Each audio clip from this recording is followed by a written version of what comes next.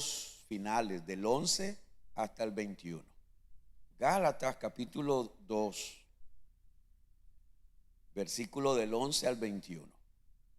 Esta enseñanza tiene como título: Pablo reprende a Pedro. Así como lo dice ahí en la Biblia, así lo voy a mantener. Pablo reprende a Pedro. Entonces dice la palabra de Dios así. ¿Estamos listos? Dice así: pero cuando Pedro vino a Antioquía, le resistí cara a cara, porque era de condenar. Pues antes que viniesen algunos de parte de Jacobo, comía con los gentiles, pero después que vinieron, se retraía y se apartaba, porque tenía miedo de los de la circuncisión. Y en su simulación participaban también los otros judíos, de tal manera que aún Bernabé fue también arrastrado por la hipocresía de ellos. Pero cuando vi que no andaban rectamente conforme a la verdad del evangelio, dije a Pedro delante de todos: si tú, siendo judío, vives como los gentiles y no como judío, ¿por qué obligas a los gentiles a judaizar?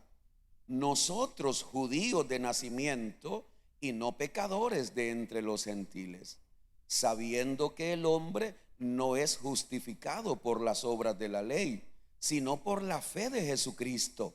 Nosotros también hemos creído en Jesucristo para ser justificados por la fe en Cristo y no por las obras de la ley, por cuanto por las obras de la ley nadie será justificado.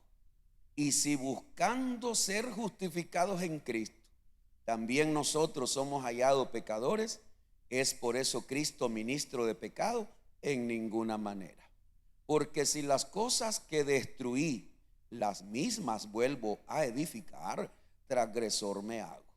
Porque yo por la ley soy muerto para la ley, a fin de vivir para Dios.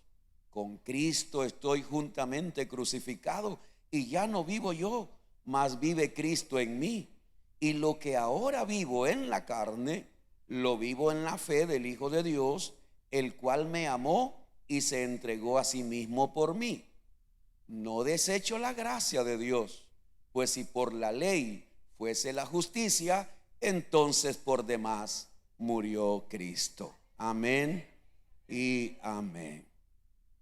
Entonces, el título de esta enseñanza: Pablo reprende a Pedro. Ahora, mire, para poder entender con toda claridad esta enseñanza, necesitamos ir al libro de Hechos, y le voy a explicar por qué. Vaya buscando Hechos capítulo 10 y le voy a explicar por qué es importante retroceder a algunos acontecimientos. Mire, el problema que estaba pasando en aquel tiempo, en el tiempo de Pablo, en el tiempo de Pedro, el problema que estaba sucediendo es que los cristianos judíos, o los judíos cristianos, ellos tenían sus propias costumbres, tradiciones. Los judíos tenían tradiciones que se aferraban a ellas, que eran las tradiciones de acuerdo a la ley de Moisés. Y muchos de esos judíos, incluso algunos de ellos fariseos que se habían convertido al cristianismo, ellos querían seguir practicando los ritos, las cosas sobre comidas, sobre no hagas esto, no hagas lo otro, esto es malo, esto es bueno. Y entonces comenzó ese problema. Ahora, cuando se comienzan a convertir a Cristo los gentiles, el problema se hace mayor. ¿Por qué? Los gentiles no conocían nada de la ley de Moisés. Los gentiles no sabían nada de las tradiciones de los judíos. Los gentiles tenían sus propios dioses. Ellos eran paganos, ellos eran idólatras, ellos hacían cosas terribles. Y entonces ahora, entre los judíos cristianos y los gentiles cristianos, hay una un asunto donde, oye, no te juntes con estos porque estos no son tan cristianos. No, no te juntes con esto porque estos judíos son unos religiosos. Y entonces había un problema serio por cuestión de cultura en aquel entonces. Entonces yo lo necesito llevar a usted a estos pasajes y vamos a comenzar en Hechos capítulo 10 para que usted se dé cuenta el problema serio el que había en aquel entonces por las tradiciones. Entonces vamos a leer, mire, Hechos capítulo 10, verso 24 al 28. Para que usted tenga idea, Dios le manda un ángel a un hombre llamado Cornelio. Cornelio no era judío, era gentil. Y Dios le manda un ángel y le manda a decir, todo eso está en el capítulo 10 de Hechos, solo le estoy dando la introducción porque no voy a leer todo eso.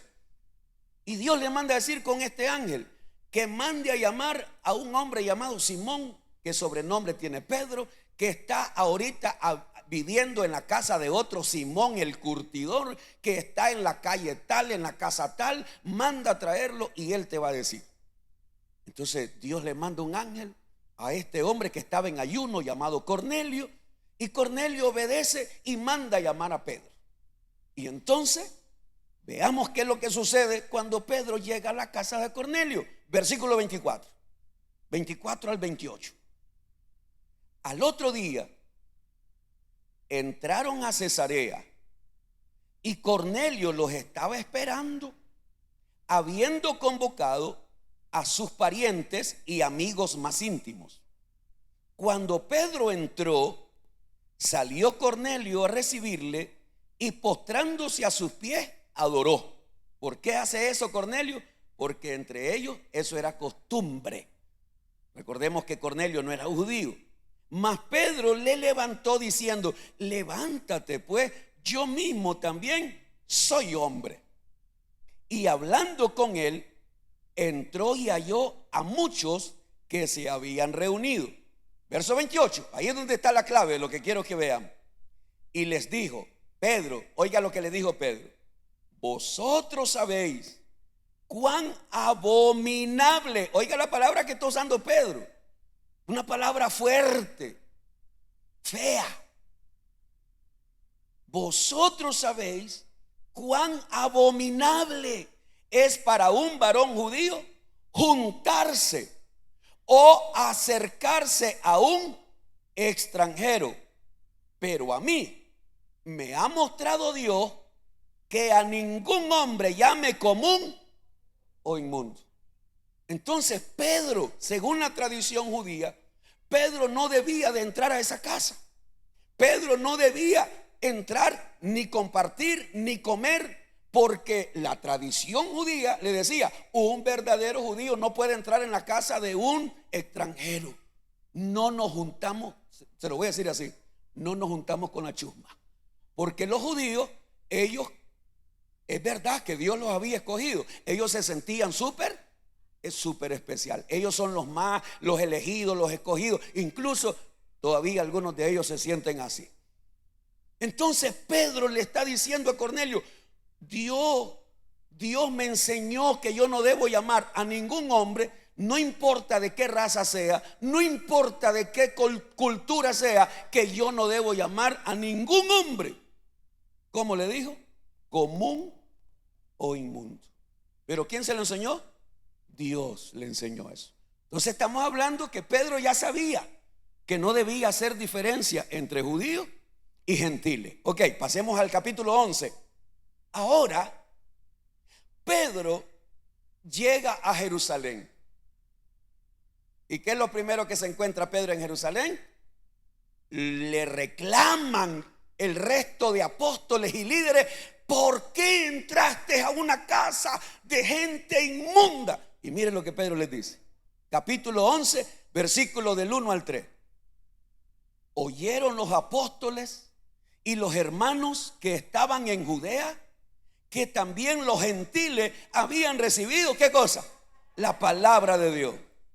Y cuando Pedro subió a Jerusalén, disputaban con él los que eran de la circuncisión, o sea, de la tradición de los judíos, diciendo, oiga lo que le dijeron a Pedro: ¿por qué has entrado en casa de hombres incircuncisos y has comido?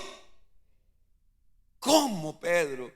¡Qué decepción, Pedro, nos has hecho! Nos has avergonzado. ¿Cómo es posible que pudiste entrar a comer y a compartir? Aunque yo no se lo voy a leer porque no puedo, no debo. Pedro le viene y les explica.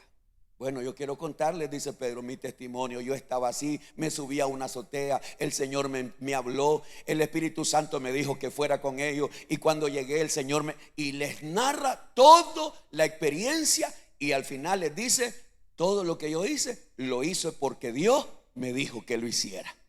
Allí mismo, en Hechos capítulo 11, quiero que leamos el versículo 12. Allí mismo, en el capítulo 11, quiero que leamos el versículo 12. Entonces aquí hay una razón poderosa que dice Pedro: y el Espíritu me dijo que fuese con ellos sin dudar. Fueron también conmigo estos 6 hermanos y entramos en casa de un varón. En otras palabras, Pedro dice: no solo yo fui, fueron estos 6 hermanos que eran judíos también, y todos tuvimos. Pero ¿quién fue el que le dijo que fuera? El Espíritu. Entonces dice Pedro: a mí me interesa seguir la orientación del Espíritu sin importar las tradiciones. Yo espero que me esté siguiendo usted, ¿verdad? Verso 17, ahí mismo en el capítulo 11, el 17. Si Dios, oiga lo que dice Pedro: si Dios pues les concedió también el mismo don que a nosotros, que hemos creído en el Señor Jesucristo, ¿quién era yo que pudiese estorbar a Dios? Entonces Pedro les está dando la claridad. Yo hice esto, no fue un invento mío, el Espíritu Santo me dijo que fuera. ¿Y quién soy yo para estorbar si ellos también recibieron el bautismo del Espíritu Santo y ellos se bautizaron? Y entonces Pedro les explica. Ok, pasaron unos años y el problema de la cultura continúa. Entonces muchos de los judíos líderes comenzaron a decir: a los gentiles hay que circuncidarlos. La circuncisión era algo que tenía que ver solo con los judíos, pero ahora lo querían implementar a los hermanos cristianos gentiles. Y se reúnen, el primer concilio que se reunió en Jerusalén está en el capítulo 15. Vayamos otra vez al 15, por favor. Capítulo 15 de Hechos. Y todo esto se lo estoy enseñando para que entendamos cómo un hombre que conoce tanto de Dios, al final se puede volver. Después le digo qué se puede volver. Mejor leámoslo. Capítulo 15, versículos 7 al 11. Están discutiendo si a los gentiles hay que circuncidarlos, sí o no. Entonces oiga lo que dice Pedro. Capítulo 15, versos 7 al 11. Y después de mucha discusión, Pedro, aquí está, Pedro se levantó y les dijo: varones hermanos, vosotros sabéis cómo ya hace algún tiempo que Dios escogió ¿a quiénes? A los gentiles. A los gentiles oyesen por mi boca la palabra del evangelio y creyesen. Y Dios, que conoce los corazones, les dio testimonio dándoles el Espíritu Santo lo mismo que a nosotros. Y ninguna diferencia hizo entre nosotros y ellos, purificando por la fe sus corazones. Ahora pues, ¿por qué? Oiga, ¿por qué tentáis a Dios poniendo sobre la cerviz de los discípulos un yugo que ni nuestros padres ni nosotros hemos podido llevar? Antes creemos que por la gracia del Señor Jesús seremos salvos de igual modo que. Entonces Pedro les está diciendo: Dios no hace acepción de personas, judíos y gentiles delante de Dios somos lo mismo, ¿verdad? Entonces Pedro sabía todo eso. Pero ahora nosotros leemos en Gálatas que Pedro parece que no sabe nada. ¿Me está entendiendo lo que estoy tratando de decir? Entonces, cuando nosotros vamos a Gálatas capítulo 2, que fue el que leímos, dice Pablo: pero cuando Pedro vino a Antioquía, Pedro llega a visitar a los hermanos gentiles, que no son judíos, son cristianos gentiles. Y Pedro se está dando la gran vida, comiendo con ellos, disfrutando. Oh, mis hermanos, se abrazan, se besan, comen, disfrutan, se ríen. Y Pedro está disfrutando. Pero un día se le ocurre llegar un grupo de hermanos que vienen de Jerusalén. Judíos tradicionales. Judíos que todavía quieren mantener tradiciones. Y entonces Pedro dice, lo voy a volver a leer, versículo 11: pero cuando Pedro vino a Antioquía, le resistí cara a cara, porque era de condenar. Pues antes que viniesen algunos de parte de Jacobo, comía con los gentiles. O sea, estaba tranquilo, somos hermanos. Pero después que vinieron, se retraía y se apartaba, porque tenía miedo de los de la circuncisión. Ahí es donde uno comienza y dice: ¿y qué le está pasando a Pedro? Entonces, de esta enseñanza yo quiero que aprendamos 5 lecciones. De esta enseñanza yo quiero sacar 5 lecciones, y yo espero que estas 5 lecciones nos sirvan a nosotros también, porque todo esto se aplica a usted y a mí. ¿Estamos listos, hermano? Lección número 1 que vamos a aprender: la importancia de la coherencia. Se lo digo de nuevo. La primera lección que yo quiero aprender es la importancia de la coherencia. ¿Qué quiere decir eso, hermano? Si entre lo que digo y lo que hago no se acopla, aquí hay algo que está malo. ¿Te lo digo en chino, en francés? Mejor en español. Si yo digo que soy cristiano, pero vivo como mundano, yo no tengo coherencia con lo que digo y con lo que vivo. Si yo digo que tengo temor a Dios y me ven borracho, ¿qué temor a Dios tengo si no me aparto del pecado? Por eso es que la vida de un cristiano siempre está bajo la lupa, porque aún los mundanos saben que cuando una persona dice que es cristiana, su conducta, su comportamiento debe ser diferente a los demás. Los mundanos lo saben. Los inconversos lo saben. Y no es ese el cristiano. Y no es ese la hermana. Y no es ese el pastor. Y no es ese el servidor. Y no es ese la hermanita que yo veo allá sirviendo. No es ese. Y mira cómo habla. Oí cómo está hablando. Mira cómo el pleito que tiene en su casa. Oí los gritos. Oí las palabrotas. No, hombre, yo no quiero ser así. Por eso es que Jesucristo le dijo a la gente: cuando ustedes vayan al templo o a la sinagoga, escuchen todo lo que los fariseos les dicen, pero no hagan lo que ellos hacen, porque ellos dicen y no hacen. Y eso es lo mismo que está pasando. Podemos estar diciendo cosas bonitas con nuestra boca, pero si con mis acciones yo digo otra cosa, yo no soy coherente. No me acoplo. Estoy diciendo algo que yo no estoy viviendo. Por eso es que el apóstol Pablo decía: predicadores, predíquense primero ustedes. Al que más se le da, más se le demanda.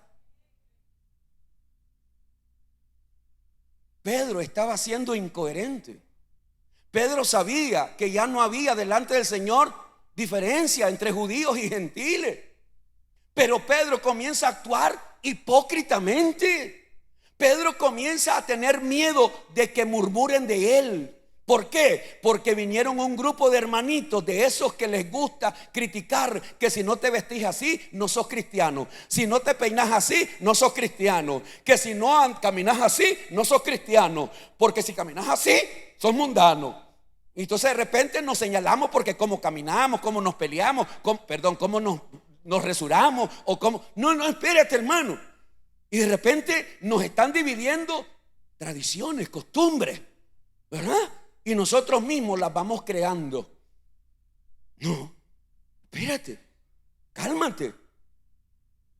Aquí lo que debe de importar es que si tú tienes a Cristo y yo lo tengo a Cristo, somos hermanos. y que no deberíamos estarnos criticando, comiendo, señalando. Ay, es que yo soy más santo porque me he visto así.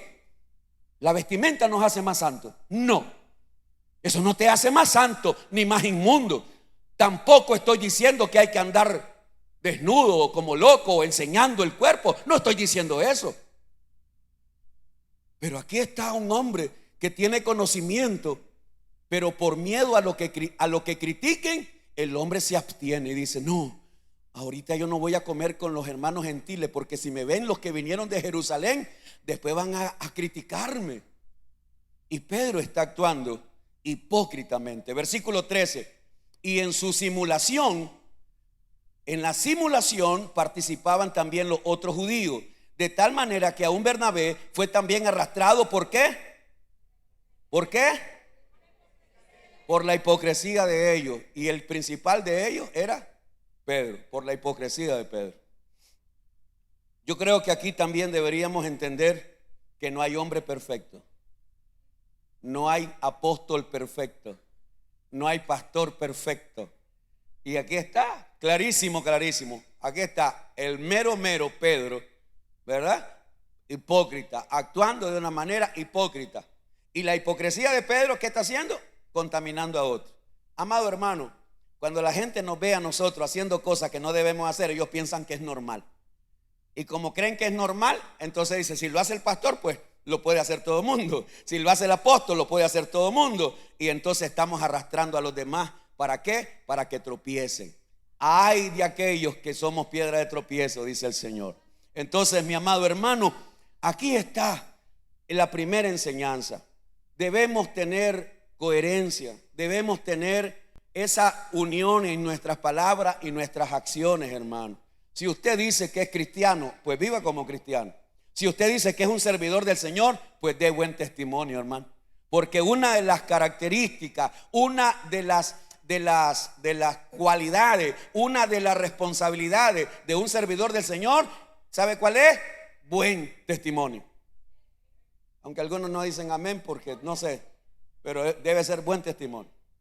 Si tu testimonio no es bueno, hermano, servidor, director, coordinador, diácono, maestro, si tú no tienes un buen testimonio y allá afuera realmente es vergonzoso que sepan que tú eres un servidor de esta iglesia, deberías pensar en tu servicio y la vergüenza que causa al Señor, la vergüenza que le causa al reino de Dios, porque nosotros con nuestro mal testimonio, nosotros mismos afectamos la obra del Señor.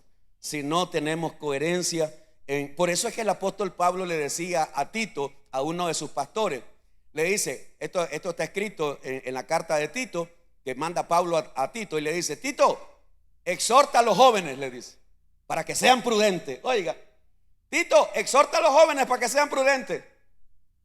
¿Y qué le dice después? Presentándote tú en todo como ejemplo. O sea, si tú vas a exhortar a alguien, primero da ejemplo, hermano. Si vas a hablar y vas a dar testimonio, primero sé ejemplo. Tú quieres traer a tus hijos a Cristo, sé ejemplo a tus hijos. Tú quieres traer a otros a Cristo, sé ejemplo en tu casa, hermano. Ay, Dios mío. Dios me sigue ayudando a mí. Ahí nomás. Está bien, voy a pasar al segundo mejor. Ya vi que algunos me quedan viendo todo raro. Eso es lo que pasa cuando me emociono demasiado. Me voy a calmar. Número 2, la importancia de volver a recordar lo que hemos aprendido. Yo quiero y yo debo volver a recordar aquellas cosas que yo ya aprendí. Yo no sé, mire, bueno, tengo 30 años de estar pastoreando, pero hay cosas que yo aprendí que de repente se nos van olvidando. No sé si le pasa a usted, a mí me pasa.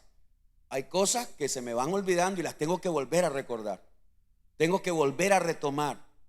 Y creo que algo de eso es lo que le estaba pasando a Pedro. Porque cuando leemos el versículo 15 y el verso 16, el apóstol Pablo le dice a Pedro: nosotros le dice Pablo a Pedro, judíos de nacimiento y no pecadores de entre los gentiles, sabiendo, Pedro, vos y yo sabemos esto. Oye, Pedro, vos y yo lo sabemos porque somos judíos y conocemos la tradición, sabiendo que el hombre no es justificado por las obras de la ley. En otras palabras, Pedro, vos y yo sabemos que aquí nadie se va a salvar por comer diferente o por juntarse con este o con aquel. Eso nada tiene que ver con la salvación. Entonces, Pedro, nosotros sabemos que el hombre no es justificado por las obras de la ley, sino por la fe de Jesucristo. Nosotros también hemos creído en Jesucristo para ser justificados por la fe de Cristo y no por las obras de ¿qué? De la ley. Por cuanto por las obras de la ley, ¿qué dice? Nadie será justificado. ¿Y cuál es el temor de Pedro? Las cosas de la ley, las cosas que tenían. ¿Quién era el que prohibía? ¿Quién era el que prohibía que no debía juntarse un judío con un gentil? La ley. Los religiosos.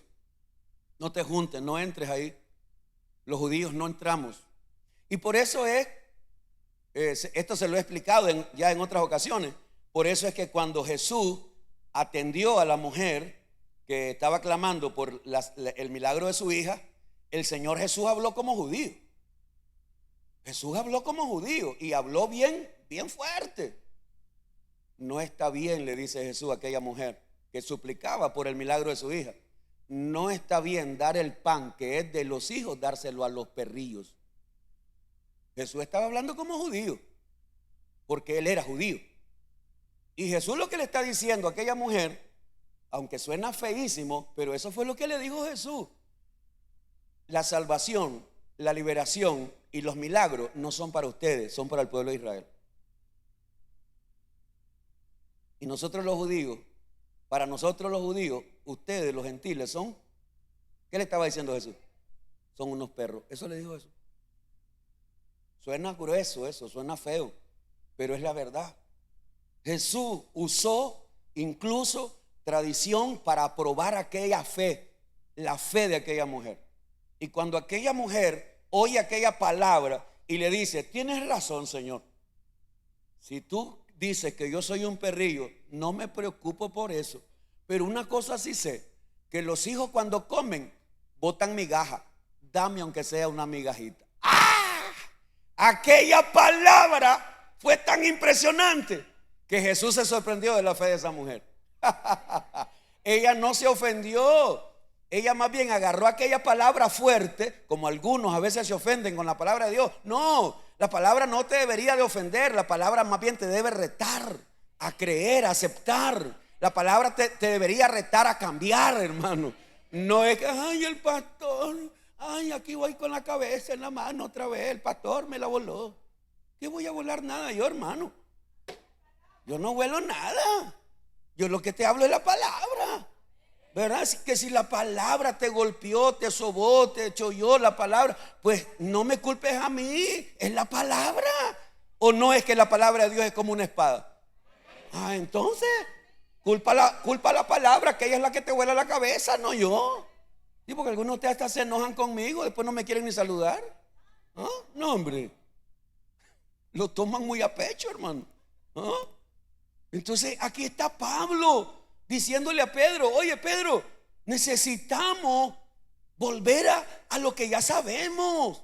Ni tú ni yo nos vamos a salvar por seguir tradición. Hermano mío, con todo mi corazón te voy a decir esto. Mire, y te lo digo porque sé que hay cosas que todavía a algunos les cuesta dejar.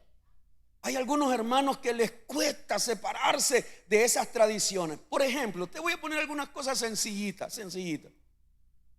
Que si el día de los muertos no vas a poner flores al cementerio. Te lo enseñaron tus abuelos, tus tatarabuelos. Y no solo eso. Ahora, pastor, ¿es malo ir al cementerio y dejar flores? No. ¿Es pecado? No. Pero escúchame, hay gente que va a los cementerios a hablar con el muerto. Hay gente que va al cementerio y no solamente le pone la florcita, le pone la florcita y: ay, mamá, ¿cuánta falta me hace?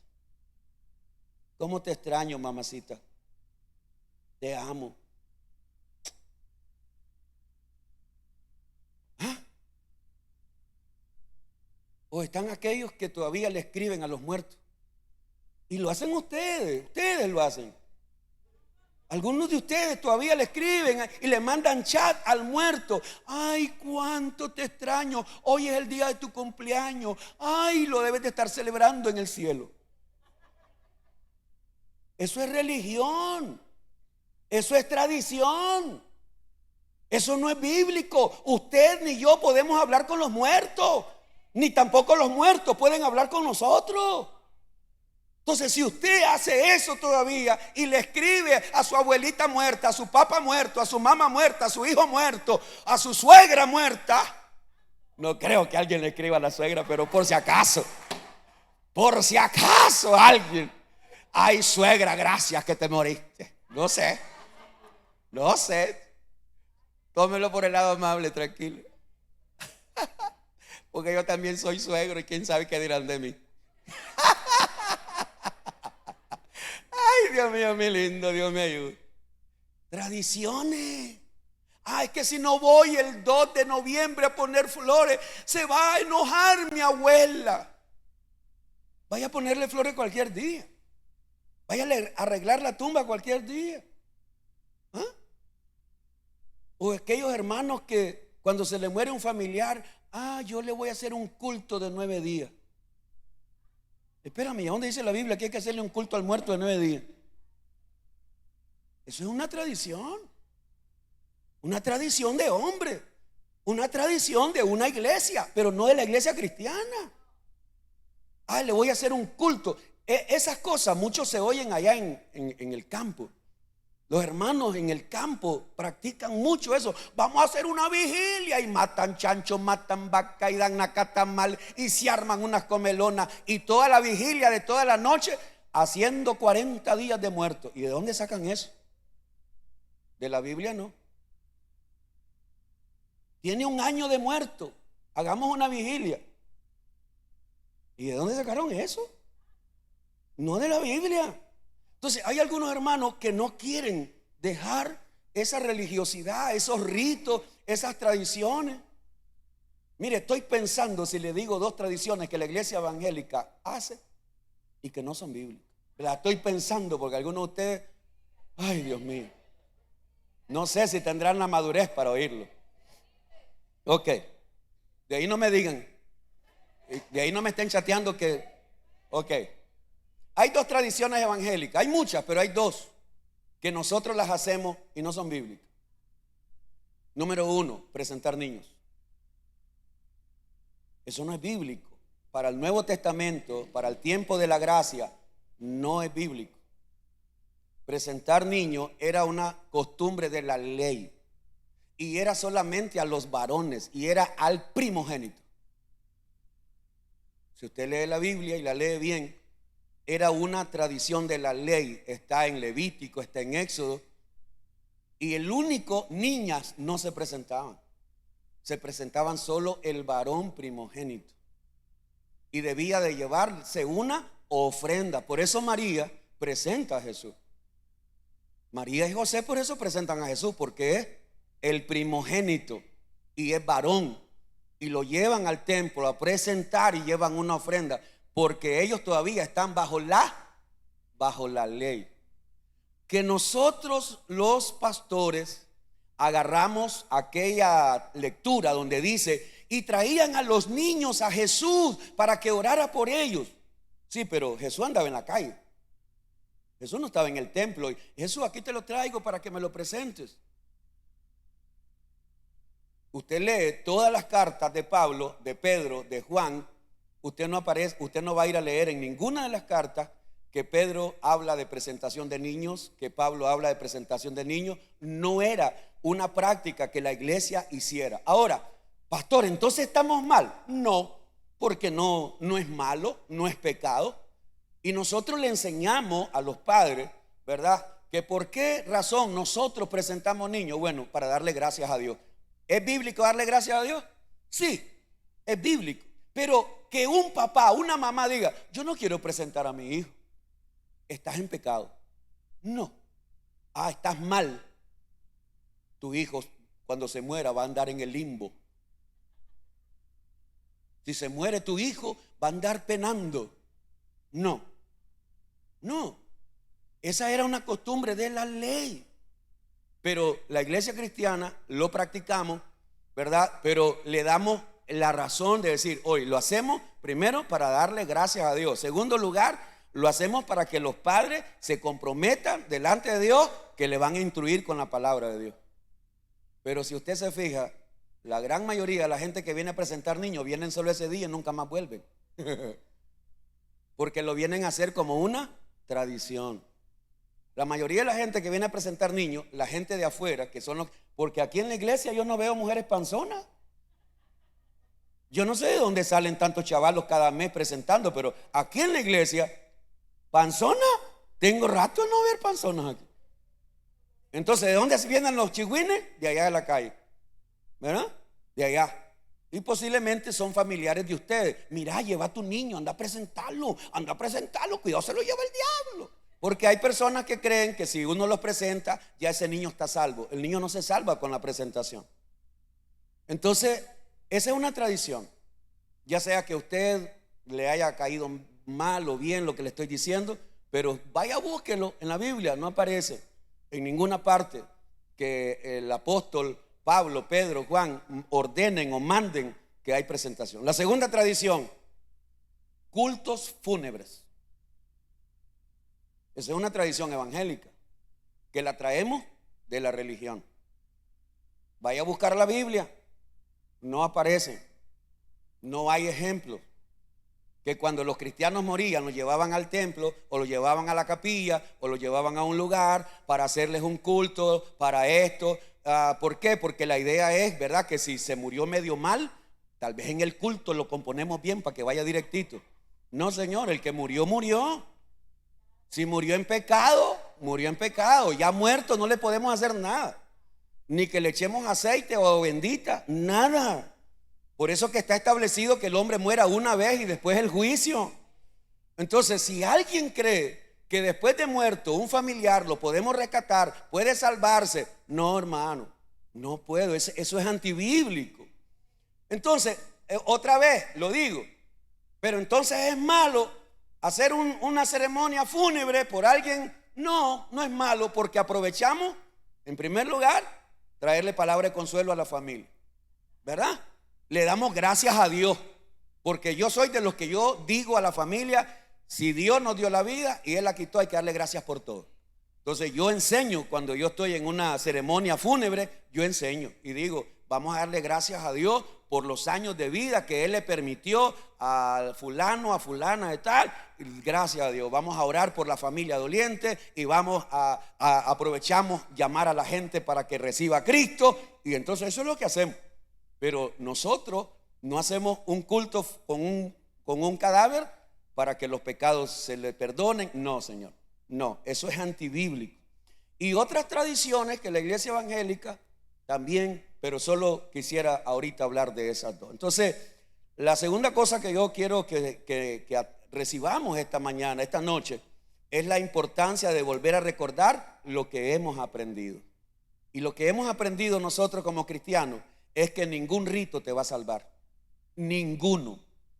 Y si usted todavía quiere seguir practicando ritos, pues es cosa suya, pero ningún rito te va a salvar. El único que nos salva es Jesucristo, y es a través de la fe. ¿Sí? ¿Te parece darle un aplauso al Señor? A Él sea la gloria y la honra.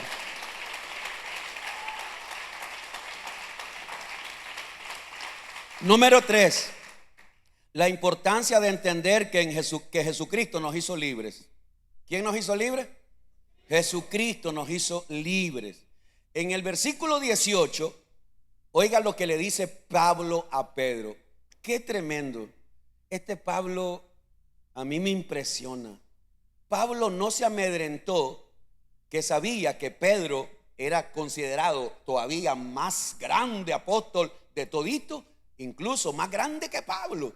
Pablo no se amedrentó a confrontarlo, a hacerle ver su error, su pecado, su hipocresía.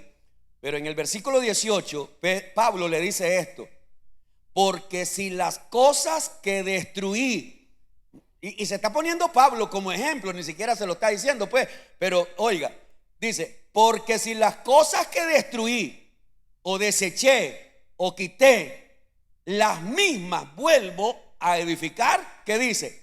Transgresor me hago. Pedro, tú ya habías renunciado a eso, Pedro. Tú mismo habías dicho que ya no había diferencia entre gentiles y judíos. ¿Por qué estás actuando así? Pedro, tú ya sabes que ninguna práctica de comida o algún rito, tú sabes, Pedro, que ya eso nosotros lo desechamos. Porque ahora lo que tenemos es a Cristo. Y Cristo nos hizo libres. El versículo clave de toda la carta de Gálatas, yo lo iba a guardar hasta que llegara allí, pero lo tengo que decir ahorita. Este versículo es el corazón de toda esta carta. Gálatas 5:1. Ese es el corazón de toda esta carta y lo voy a tener que decir ahorita para que entendamos el nivel de libertad que hemos recibido en Cristo y que no deberíamos volver otra vez a la esclavitud de la religiosidad, de la tradición, es que a mí me enseñaron así. No, Cristo te hizo libre. ¿Qué dice Gálatas 5:1? Estad pues firmes en la libertad, dígalo, con que Cristo nos hizo libre, y no estéis otra vez sujetos al yugo de ¿qué? No volvás a la esclavitud. ¿Cuál esclavitud, pastor? De tu religiosidad que tenías antes. No volvás a la esclavitud de lo que tenía. Es que yo tengo que hacer esto para Semana Santa. Es que mi abuelita me enseñó que en Semana Santa yo debo hacer esto y no debo hacer aquello. Es que a mí me enseñaron que para diciembre o para tal cosa o bla. Entonces, o somos libres por Cristo o seguimos siendo esclavos de esa vida religiosa que nos enseñaron, que nos sembraron. No, ahora en Cristo yo soy libre. Y entonces en este versículo dice: estad pues firme en la libertad con que Cristo nos hizo libre, y no estéis otra vez sujetos, no volvás al yugo, que fue lo que sucedió con esta iglesia. La iglesia de los Gálatas, ellos habían sido libres, pero ellos estaban regresando a venir a las tradiciones judías y las estaban metiendo a la vida cristiana. Entonces, la importancia de entender que Jesucristo te hizo libre, hermano. Si tú quieres seguir de esclavo en una tradición, en una costumbre que te enseñaron, ese es asunto tuyo.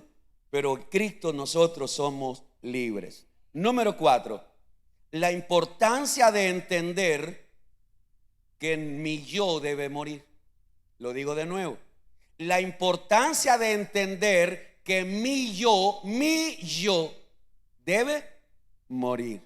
Versículo 20. Verso 20. Con Cristo estoy juntamente crucificado, y ya no vivo yo, mas vive Cristo en mí. Y lo que ahora vivo en la carne, lo vivo en la fe del Hijo de Dios, el cual me amó y se entregó a sí mismo por mí. Aquí sigue Pablo enseñándole a Pedro. ¿Y por qué? Porque Pedro está actuando de acuerdo a lo que él cree, de acuerdo a lo que él siente. Es que yo siento que me debo apartar de los gentiles. Es que yo creo que no debo estar con ellos ahorita. Es que si yo me junto con ellos me van a criticar. No, espérate. Ahora que estamos en Cristo, ya no es como tú quieres. Ya no es como yo quiero. Ya no es como yo pienso. Ya no es como yo siento.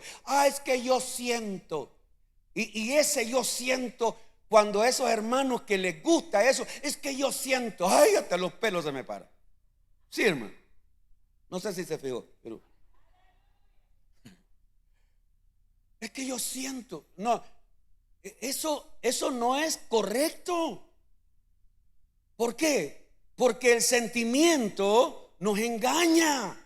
Nuestra mente nos engaña. Nuestro corazón nos engaña. Y cuando usted se deja guiar por lo que siente, por lo que piensa, por lo que cree, es que yo creo, oiga, yo creo que yo puedo, a ver, solo permítame decir una locura, solo una locura. Es que yo creo que puedo agarrar un poquito de los mormones y soy medio mormón. Agarro otro poquito de los testigos de Jehová y soy medio testigo de Jehová. Agarro otro poquito de los católicos y soy medio católico. Pero agarro otro poquito de los evangélicos y soy medio evangélico. Y al final, ¿qué soy? ¿Qué soy? Y eso es lo que pasa. No es que yo puedo agarrar de aquí y de aquí y de aquí. Es que es que yo puedo recibir, si llegan los mormones, yo les digo bienvenido. No, la Biblia dice que no, porque no tienen la doctrina de Cristo y no le debes decir bienvenido.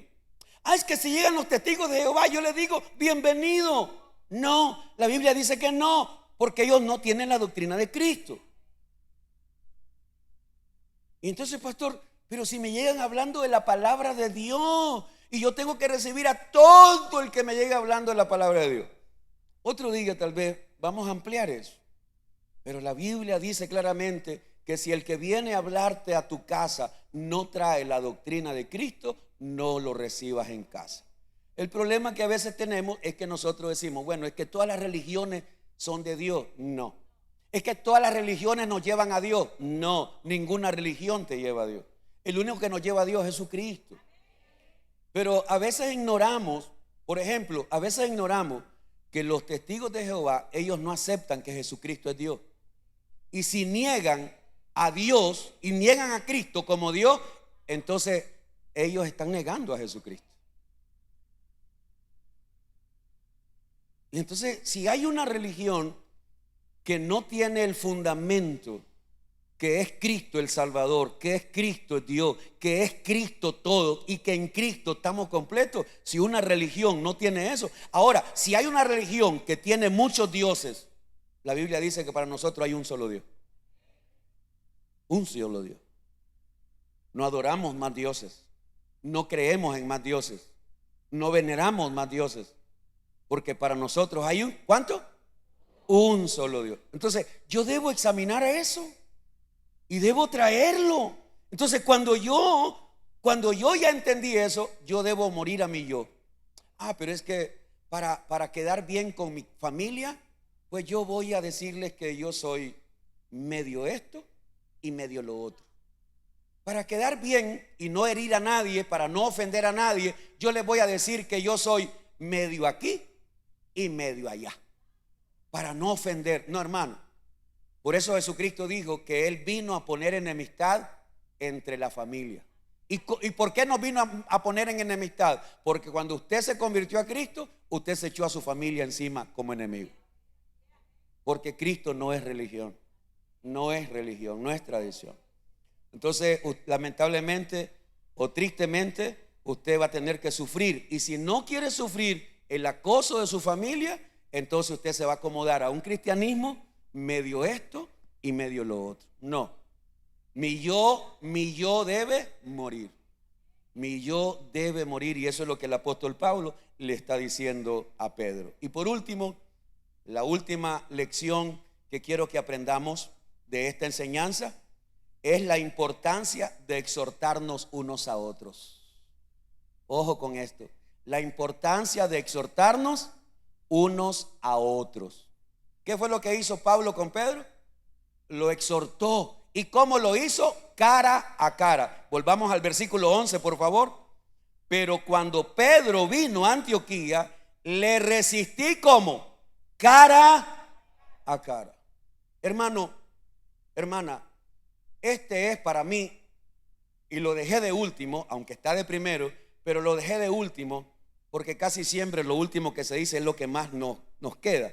Entonces yo lo dejé de último, este punto, porque una de las cosas que nos hace falta a los cristianos es tener el valor, la humildad, que cuando usted mire a alguien, escuche a alguien, sepa de alguien que está haciendo algo incorrecto, usted es la primera persona que debe hacérselo ver.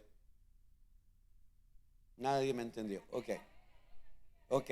Entonces, vamos a decirlo de otra manera. Si el hermano Winston, que es un hombre muy serio, si el hermano Winston un día me mira a mí, me oye a mí decir o hacer algo, y que él sabe que lo que estoy haciendo o diciendo es un mal testimonio que yo estoy dando, ¿qué es lo que él debería de hacer? Venir y decírmelo. No, ¿o sí? Pero el hermano Winston, en lugar de venir a decírmelo, lo va a publicar allá y se lo va a decir al otro y se lo va a decir al otro. Yo oí al pastor, yo vi al pastor, y el pastor, ¿en qué me ayuda eso a mí? En nada. Más bien afecta la obra de Dios. Pero si el hermano Winston me ve a mí a hacer algo que él considera que no está bien, venga y dígamelo a mí cara a cara. Venga y dígamelo, ya sea que yo me enoje, no me guste, sea humilde, lo reciba con amor, o tal vez me cayó mal el hermano Winston que me vino a decir esto. No importa cómo reaccione yo, el deber de él es venir a decírmelo. Y eso lo deberíamos de hacer todos, hermano. Si eso hiciéramos, se acabaría el chisme, porque ya no andamos hablando por detrás de nadie. Ya se acabaría el chisme. No, yo oí, yo miré en el celular, yo vi lo que publicó la hermanita fulana, la foto que subió, el lenguaje, la vulgaridad. Si yo lo vi, yo lo voy a buscar a este hermano y se lo voy a decir. ¿Por qué? Porque amo a ese hermano, amo a esa hermana. ¿Por qué? Porque deberíamos de cuidarnos unos a otros. Y debería de importarnos la obra del Señor. ¿Por qué Pablo se llenó de valor y confrontó a Pedro? Porque él lo que quiere es proteger el evangelio, la obra del Señor. Y Pablo quiere proteger a Pedro, hermano. Pablo está protegiendo el testimonio de Pedro, el liderazgo de Pedro. Entonces Pablo tiene que hacer algo, y es exhortar a Pedro, y lo hizo públicamente, ¿verdad? Pues yo pienso que hay cosas que se pueden hacer en privado, ¿verdad? Cuando hay cosas que se hacen públicamente, cuando hay un líder que dice que es reincidente y vuelve a lo mismo y vuelve a lo mismo, entonces dice, dilo a todos para que todos los demás tengan temor. Entonces, pero hay cosas que se deberían de atender en privado. Ahora, de todo esto, me gusta algo que Pedro escribió de Pablo, porque uno diría, wow, tal vez Pedro se enojó y Pedro se resintió con Pablo.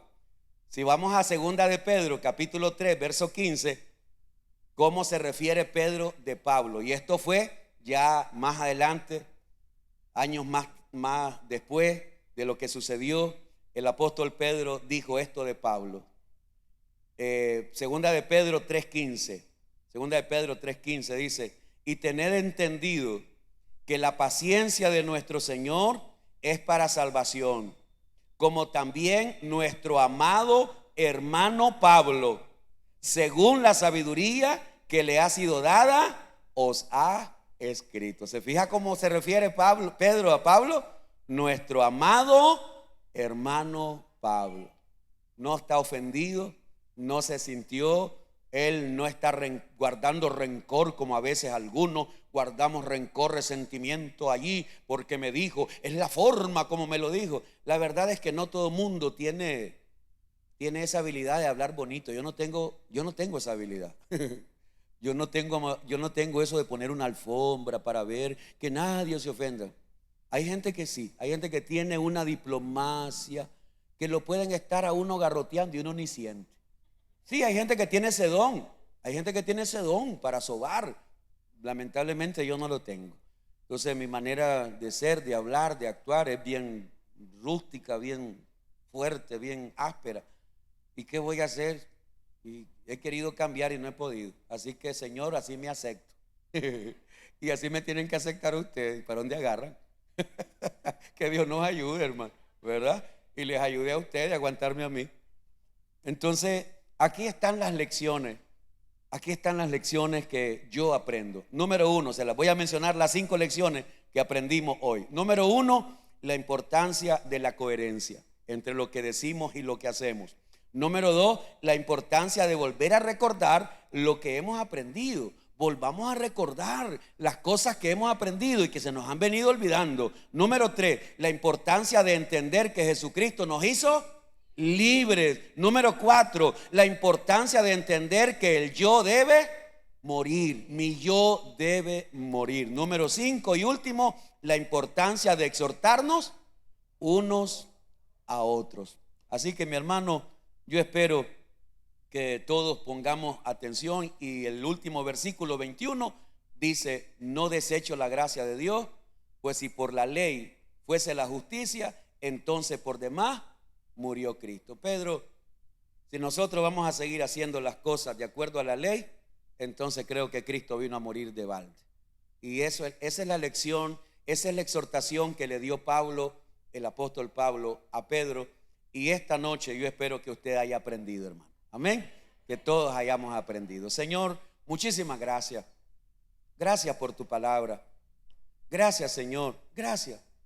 Gracias por enseñarnos. Gracias por aprender. Gracias.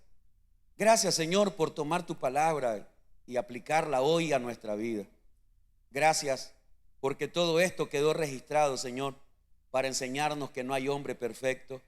Aún Pedro, siendo el gran apóstol, el que sanaba con su sombra, el que hacía milagros impresionantes, el que resucitó muertos, el que hizo milagros impresionantes, el Pedro que caminó sobre las aguas.